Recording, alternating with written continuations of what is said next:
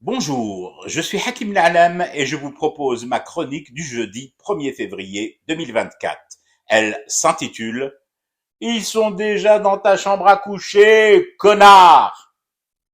Pour les fausses vierges effarouchées par leur propre reflet dans un miroir, cette information fit sébile les accusations de paranoïa qu'elles nous balancent à la tronche quotidiennement. Le Maroc et Israël viennent de concrétiser l'implantation rapide d'une base militaire. Où ça? Sur le territoire de Bousbirland, bien sûr, et sûrement pas dans la banlieue ouest de Tel Aviv. Oui, mais où exactement, Hakim? Soit tu donnes une info complète, soit...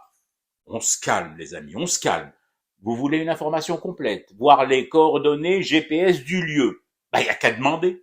Cette base militaire sera construite dans le nord-est de Cannabisland, près de la Deshra d'Eslo.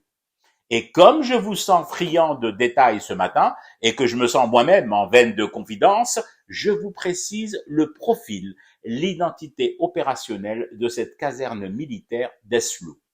Elle aura principalement deux fonctions: centre de renseignement et d'écoute et plateforme de projection dans le cadre d'interventions multi-armes combinées.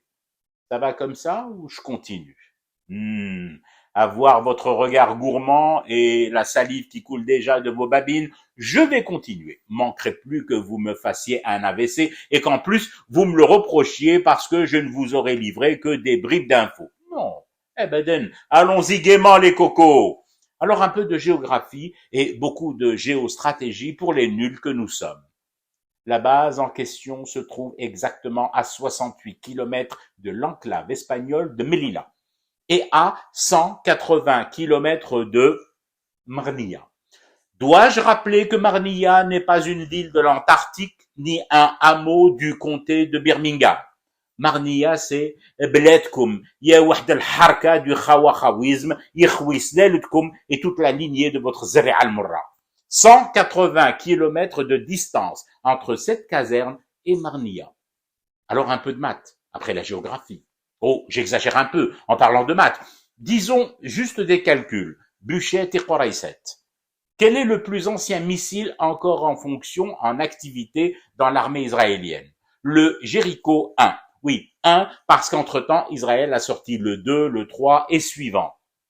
Le Jericho originel, fabriqué au début en collaboration avec la France et Dassault Aviation en 1965 et depuis par Israël, en Israël même, est à charge variable, conventionnelle et nucléaire, au choix à votre bon cœur.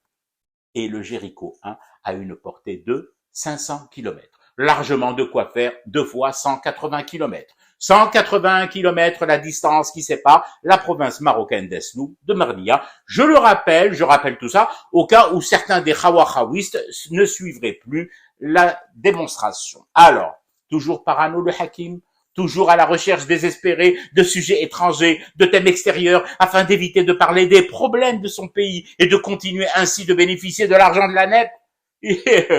Jéricho est en train de frapper à ta porte, voire à tes fesses.